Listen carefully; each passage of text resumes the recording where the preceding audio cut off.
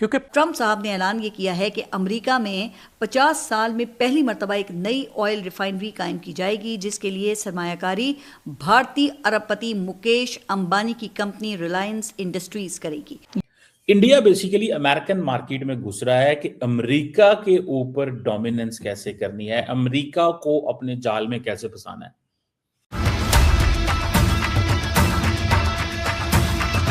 ये बहुत बड़ी इन्वेस्टमेंट है। पहली रिफाइनरी वो अमेरिका में लगा रहे हैं, तो ये इतनी बड़ी इन्वेस्टमेंट है या नहीं है?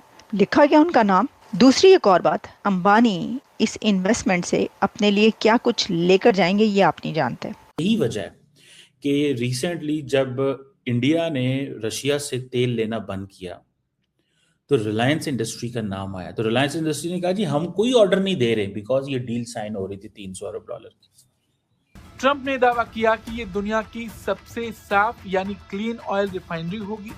साथ ही इसे दक्षिण टेक्सास क्षेत्र में हजारों नई नौकरियां पैदा होंगी और स्थानीय अर्थव्यवस्था को बड़ा फायदा मिलेगा। जैसे ही चीजें न्यूज बाहर आई, पाकिस्तान में हंगामा मच गया, क्योंकि पाकिस्तानियों का कहना है, उनका मीडिया का, भाई इससे पहले ट्रंप जब चाचू ने अनाउंस किए थे कि पाकिस्तान के अंदर बहुत सारे मिनरल्स है, ऑयल है, हम उसको निकालेंगे, लेकिन हो गया उल्टा। तो $300 बिलियन का डील उन्होंने इंडिया के साथ कर ली है और पाकिस्तानी बेचारे मुंह देखते रह गए। तो जनाब, ये पड़ी हमारी खारजा पॉलिसी और ये पड़ा हमारा बयानिया। ट्रंप की जानिब से भारतीय जहाज गिराए जाने के क्लिप्स वो मजे ले ले के हम शेयर कर रहे थे। ट्रंप को 2 मरतबा नोबेल इनाम के लिए नामजद करके पूरी दुनिया में अपना मजाक बनवाया और ट्रंप के गजामंद बोर्ड में भी बड़े जोरों शोर से ये शामिल हुए थे। लेकिन ट्रंप के एक गलत फैसले से जहां पूरी दुनिया का अमन तबाह हो गया है, वहीं कहा जा रहा है कि पाकिस्तान की खारजा पॉलिसी एक खतरनाक दौराहे पर आकर खड़ी हो गई है। पाकिस्तान की जरा सी गलती पाकिस्तान को न सिर्फ इस जंग में झोंक सकती है, बल्कि पाकिस्तान की कौमी सलामती को संगीन खतरात लाहक हो सकते हैं। अब एक तरफ आप देख लेना कि हम अफगानिस्तान के साथ हालत जंग में हैं, दूसरी तरफ ये भारत है, तीसरी तरफ ईरान और चौथी तरफ हमारी अंदरूनी मजहबी फिरका वाराना फॉल्ट लाइंस। देखिए, बात ये इसके अंदर ना 2 बातें हैं। एक तो वो कहते हैं ना 2-2 और वो भी चौपड़ी। बात ये है कि एक तो 2-2 वो भी चौपड़ी इस तरीके से कि एक तो देखिए उनकी इन्वेस्टमेंट हो गई अमेरिका में, ये बहुत बड़ी इन्वेस्टमेंट है। पहली रिफाइनरी वो अमेरिका में लगा रहे हैं, तो ये इतनी बड़ी इन्वेस्टमेंट है या नहीं है? लिखा क्या उनका नाम? दूसरी एक और बात, अंबानी इस इन्वेस्टमेंट से अपने लिए क्या कुछ लेकर जाएंगे ये आप नहीं जानते।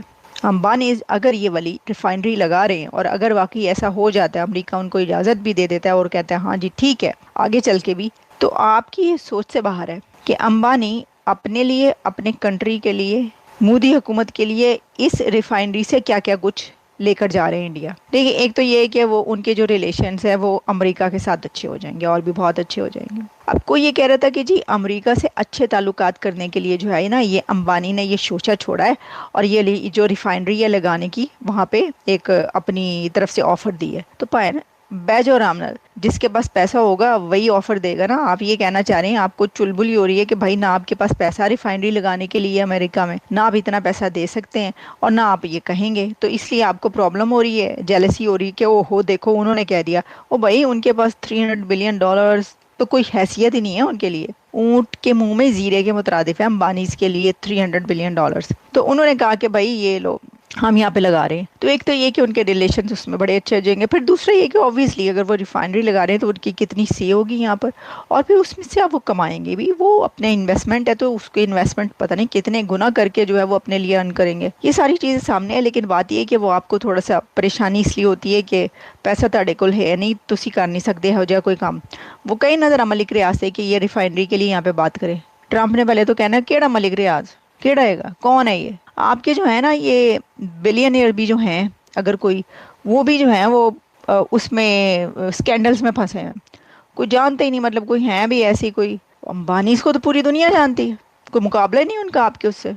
तो देखें, तो इसका मतलब है कि जी खैर इसकी सारी डिटेल्स जैसे जैसे आएंगी, अगर कोई बड़ी और खबर इसकी बनती है बताएंगे। तो एक बहुत बड़ा क्राइसिस हमारे सामने है, ख़ास तौर पर हमें पाकिस्तान के हवाले से देखना होगा, क्योंकि पाकिस्तान का तो मामला ये है कि एक लात हमें लगती है तो हम 6 महीने अस्पताल में पड़े रहते हैं। सही। वो क्राइसिस जिससे दुनिया 4-6 महीने बाद, साल बाद कपड़े झाड़ के निकल जाती है, हम 5-5 साल उससे नहीं निकलते।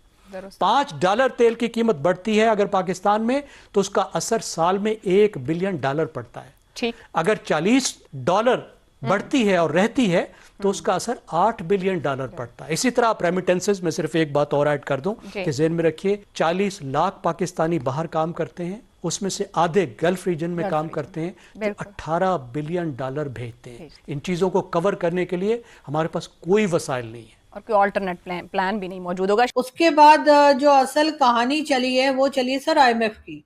IMF का डेलीगेशन जो है वो पहले कराची पहुंचा था। वहां पर पहुंचकर उन्होंने इनके ऊपर काफी स्ट्रिक्ट किस्म की कंडीशंस लगाई हैं कि जो पैसा ये मांग रहे हैं और वो इंस्टॉलमेंट जो इनको मिलनी है उसके लिए उन्होंने कहा है कि आपकी जो रुपीज है उसकी वैल्यू आप गिराइए, और ये रुपए की कीमत भी गिराने वाले हैं। और कहा यही जा रहा है कि फिर $1 जो है वो $300 रुपए तक जा सकती है। उसके साथ साथ उन्होंने कहा कि हर तरह की जो टैक्स हैं वो बढ़ाई जाएं और फ्यूल प्राइस बढ़ाई जाए। और उसके बाद IMF का डेलीगेशन फिर पहुंचा इस्लामाबाद, और अब यहाँ से वो चले गए या नहीं, लेकिन 2 दिन पहले तक IMF का डेलीगेशन यहीं पर था। और ये जो चेंजेस आप देख रहे हैं, जो आम पब्लिक के ऊपर बोझ डाला जा रहा है और जो नौटंकी की जा रही है कि जी ये कहा ये गया कि जी जो पार्लियामेंट के लोग हैं, जो पार्लियामेंटेरियंस हैं, उनको जी जो फ्यूल मिलता है उसमें 50% कम मिलेगा। तो कोई ये बताएगा कि अनलिमिटेड का 50% कितना होता है? अगर देखा जाए ना, अगर हमारे पड़ोसियों की बात माने, उनकी बात के हिसाब से अगर देखेंगे आप, तो यूएसए का जब ट्रेड करने की बात आती है, जब बिजनेस की बात आती है, तो जो बड़े बड़े डील्स होते हैं और वो करोड़ों के बिलियन डॉलर्स के डील, उनका कहना है कि सारे भारत के साथ करता है यूएसए। लेकिन और जब दूसरी चीज़ें आती है तो वहाँ पे पाकिस्तान को यूएसए प्रेफर करता है भाई।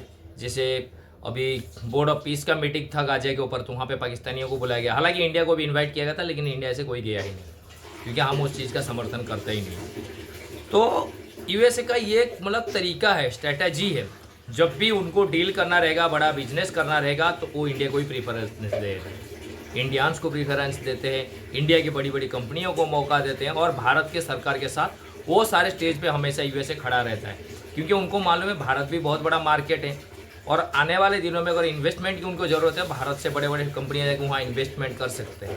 ठीक है, जबकि पाकिस्तानियों के साथ, पाकिस्तान के साथ ये इसलिए नहीं होता है क्योंकि पहली बात वहाँ की इकोनॉमी है ही नहीं कुछ भी।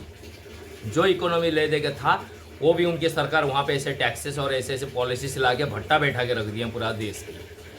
अब ये लोग छाती पीट रहे हैं कि सारे डील्स इंडिया के साथ हो रहे हैं। भाई तुम्हारे साथ डील्स करें भी तो क्या उनसा डील करेंगे भाई, किस चीज़ के ऊपर डील करेंगे? और आपके उधर प्रोडक्शन होता ही क्या है? अगर कुछ प्रोडक्शन होता था, कोई प्रोडक्ट होती, तब तो चलो उसके ऊपर यूएसए वाले ट्रेड डील करते हैं ना। तो वहाँ कुछ है ही नहीं करने लायक, तो वहाँ पाकिस्तान को प्रेफरेंस कहाँ पे देते हैं? जब चाइना की बात आती है, चाइना की काउंटर करना बात होता है, या तो ईरान अफगानिस्तान को काउंटर करने के लिए कोई स्टेप्स लेना जाता है। मतलब अगर मिलिटरीली कुछ करना रहेगा यूएसए को, तो अब तब उस सिचुएशन में वो पाकिस्तान को प्रेफर करता है भाई।